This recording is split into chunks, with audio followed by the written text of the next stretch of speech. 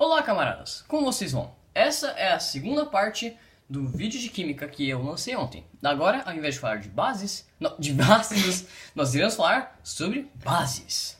Bom, bases geralmente são chamados opostos de ácido, mas eles não são opostos. Na verdade, eles são conhecidos como alcalinos e eles neutralizam o efeito do ácido.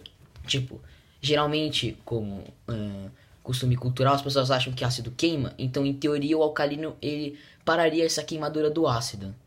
Geralmente, o ácido ele sempre vai ter uma molécula de OH acompanhando a fórmula dele. E ele sempre vai ser negativo, diferente da fórmula de hidrogênio que sempre vai ser positiva.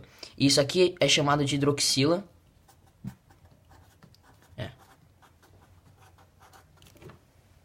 Ah, claro.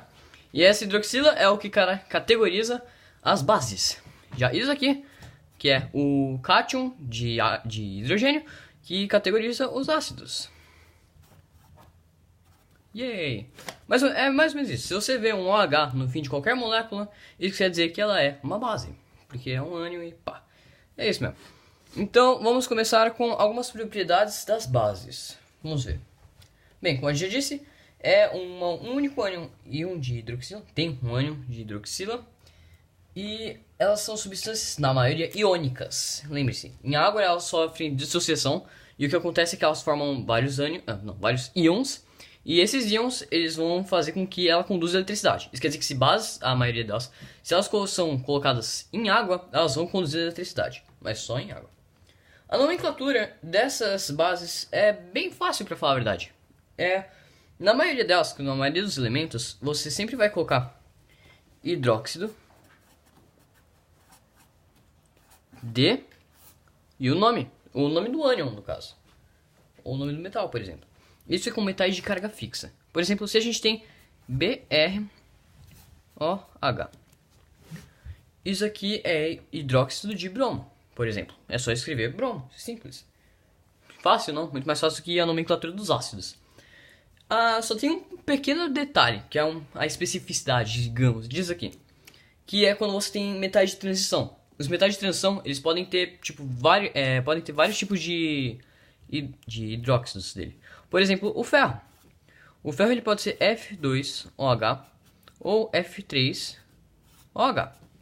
E como é que você diferencia eles? Colocando um algoritmo romano. Lembre-se, se ele for um metal de transição, deixa eu só arrumar um pouquinho aqui, ele vai sempre ter um número romano seguindo ele. Por exemplo, o hidróxido de ferro aqui, vamos usar o ferro 3. Ele vai ser hidróxido de ferro 3, em algoritmo romano. Se for ferro 2, hidróxido de ferro 2. É bem mais fácil. Vamos lá. Sobre a dissociação total em água, porque as bases sofrem dissociação total em água. Você sempre vai dividir o cátion do ânion. No caso, o ânion sempre vai ser o OH e o cátion sempre vai ser o outro, né? Que não é o OH no caso.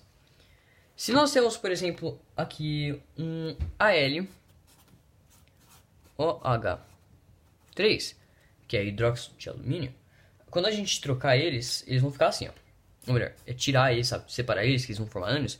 Eles vão formar o ânion Al3+, e o ânion... Não, o cátion Al3+, e o ânion 3OH-. Fácil, até agora não. Vamos lá, próximo. Já falei do metal de carga variável.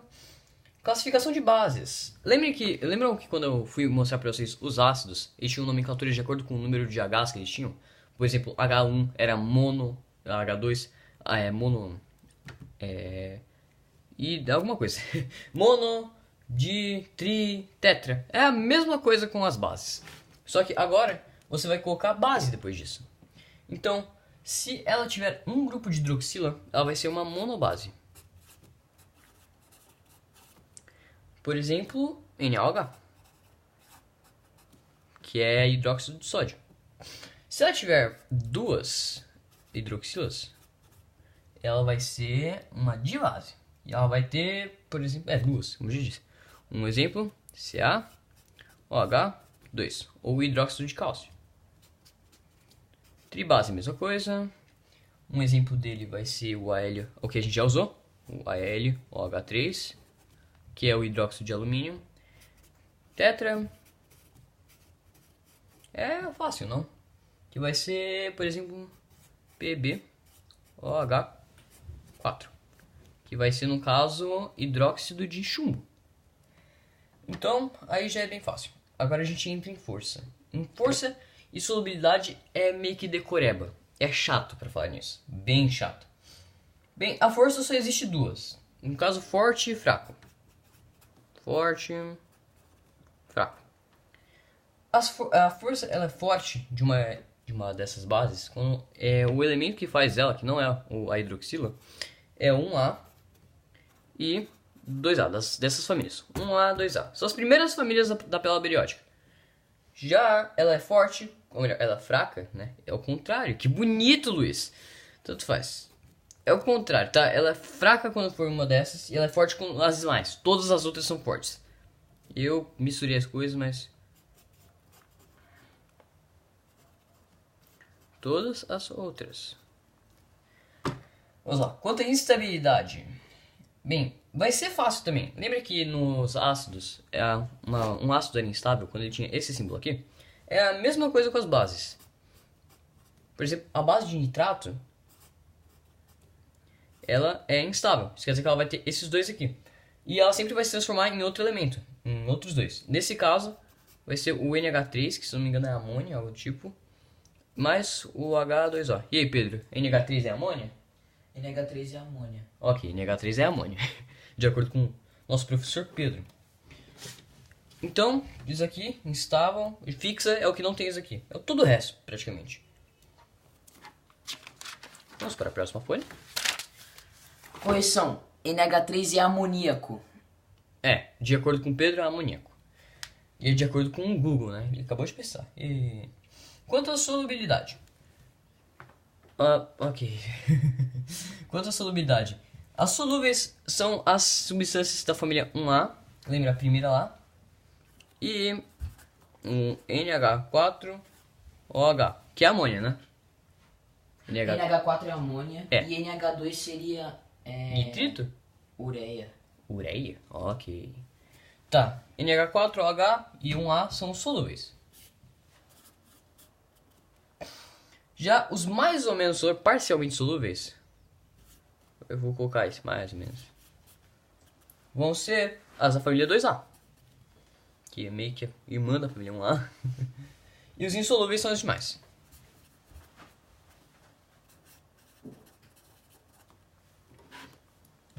Já falamos sobre habilidade, força, instabilidade. E agora vamos ver sais. Eu também vou incluir sais nisso aqui porque o vídeo de base deu 8 minutos agora. Acabou de dar 8 minutos. Então vamos lá. Sais. Pedro, quer explicar o que são sais? Não? Ok. Vamos lá. Sais são substâncias iônicas que em água liberam cátion diferente de H, H+, e ânion diferente de OH-. Então é praticamente o que tem um cátion que não é H e um ânion que não é OH. Então não é uma base nem um ácido. Então o que acontece? Lembrem. Quando um ácido ele se junta com uma base, ele vai formar água e sal. Mas vamos começar primeiro com o básico.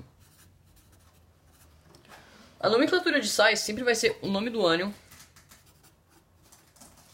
do menos, de nome do cátion. Isso aqui é um mais, velho, não é um T, é um mais bonitinho. Por exemplo, o sal de cozinha, um dos mais conhecidos, NaCl. O nome dele é cloreto de sódio. Isso quer dizer que o sódio, ele é o maior, ele é tipo o cátion, e o cloro, ele é o ânion. Isso quer dizer que o cloro ele vem primeiro, cloreto de sódio. Ela vai dar essa tabelinha aqui, quando for a prova. Não é unificada, mas talvez. E aí você consegue ver quais são os cátions, né, daqui e os ânions aqui. Isso quer dizer que você nunca vai ter um problema com diferenciando eles e com fazendo o nome, ok? Aliás, eu acabei de verificar e NH2 é amino. Então, NH2 seria amino, NH3 seria amoníaco e NH4 seria amônia. Pois é, esses conjuntos de nitrogênio e hidrogênio.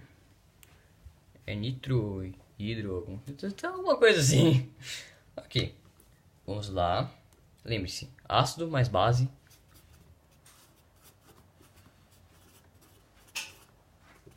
é igual a sal mais água. Vamos fazer um exemplo por exemplo. Que interessante, hein? Mas vamos lá. O mais fácil de todos, que no caso vai ser ácido hidroclorídrico mais hidróxido de sódio. Vocês já sabem que isso vai dar? Bem simples. Isso vai dar sal de cozinha e água. Mas como é que você faz isso, você me pergunta? É bem simples. Vamos primeiro fazer a dissociação do ácido. O ácido vai ficar H+, Cl-, certo? E a base vai ficar Na mais OH-. O que você faz?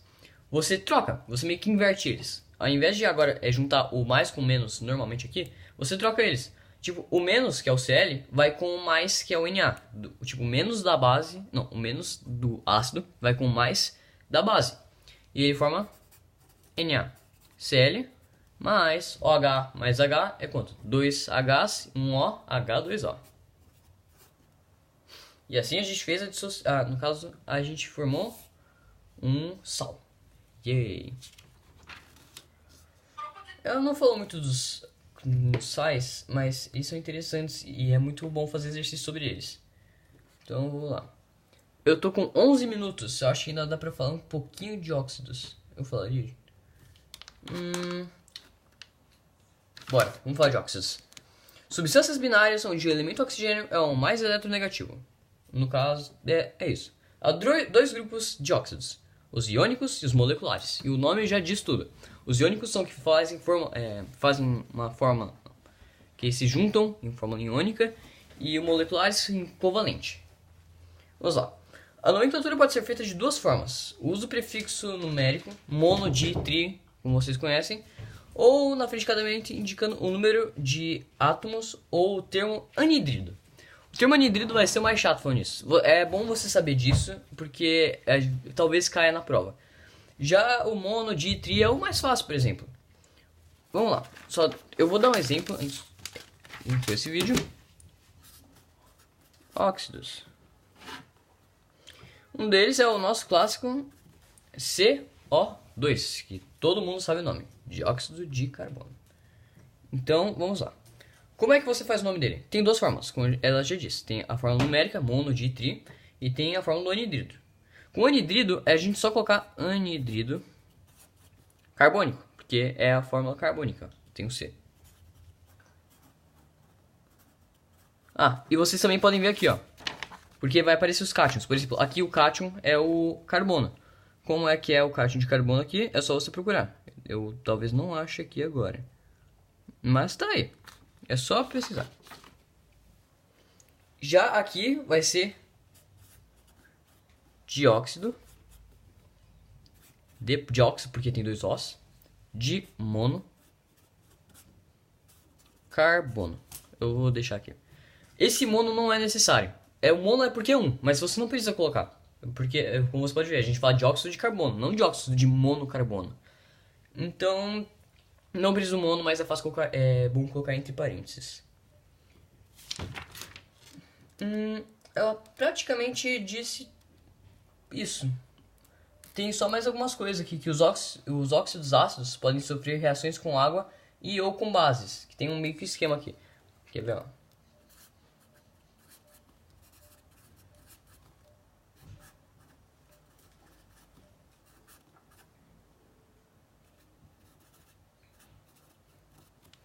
E esse é o esquema que ele fala como é que funciona. Se você tem um óxido ácido e você adiciona H2O nele, ele vai formar um ácido.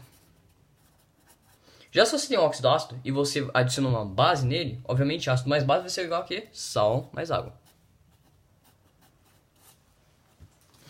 Essa é um pouquinho difícil de compreender, mas você pega depois. Então sempre lembre-se que os óxidos ácidos podem sofrer reações com água e ou com bases, e eles formam duas coisas diferentes. E assim a gente acaba o assunto de óxidos junto com bases e sais. Eu sou o Luiz e eu estou indo embora. See ya!